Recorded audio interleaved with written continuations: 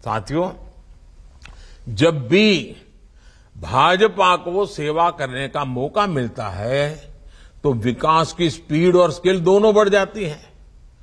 अब जैसे कुछ पार्टियां कह सकती हैं कि वो जब सत्ता में थी तो वो भी आवास से जुड़ी योजनाएं चलाती थी, तो ऐसे में भाजपा अगर आवास से जुड़ी योजना चला रही है तो उसमें नया क्या है, ऐसा बोलते हैं। इसका ही उत्तर है स्पीड और स्केल, सोच और अप्रोच। अब मैं आपको बताता हूं कि आवास योजनाओं में हमने क्या बदलाव किए। मैं ये छोटी छोटी बातें इसलिए बताता हूं कि आप कार्यकर्ताओं को मतदाताओं के बीच जाकर के बताने में सुविधा हो जाएगी। 2014 से पहले की योजनाओं में एक घर बनने में 300 दिन लगते थे। अब हमारी योजना में 100 दिन से भी कम समय में घर बन जाते हैं। पहले घर का आकार 20 वर्ग मीटर होता था, अब घर का आकार 25 वर्ग मीटर होता है। पहले की योजना में एक घर को 70-75 हजार रुपए की मदद दी जाती थी। अब यह मदद 1,30,000 रुपए यानी करीब करीब डबल कर दी गई है।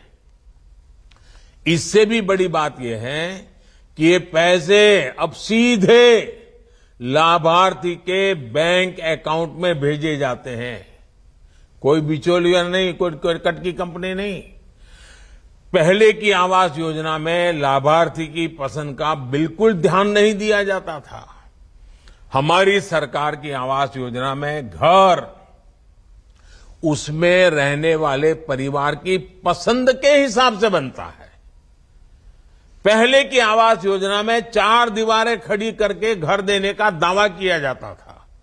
आज घर, बिजली, नल से जल, टॉयलेट, एलपीजी कनेक्शन जैसी अनेक योजनाओं को साथ साथ दिया जाता है।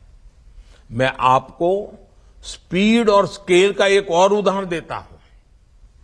देश में देखिए हेल्थ कितना महत्वपूर्ण विषय है, आरोग्य कितना महत्वपूर्ण विषय, लेकिन कैसे हाल रहा।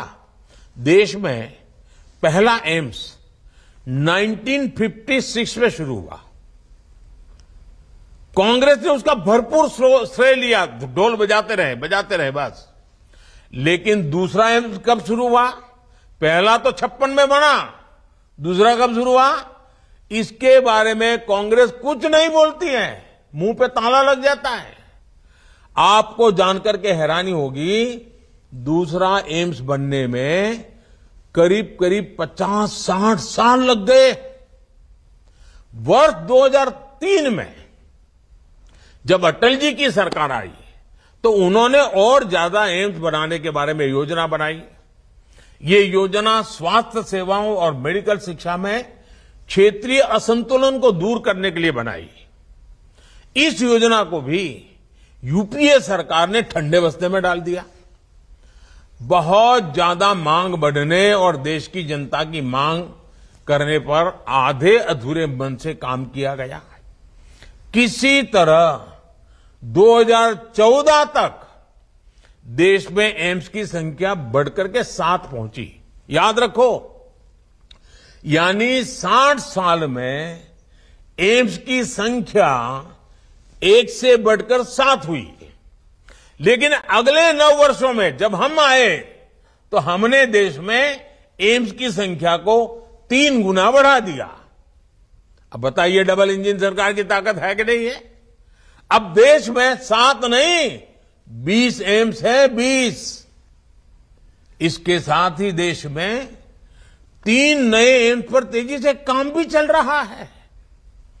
यही हाल देश में मेडिकल कॉलेजों का भी था।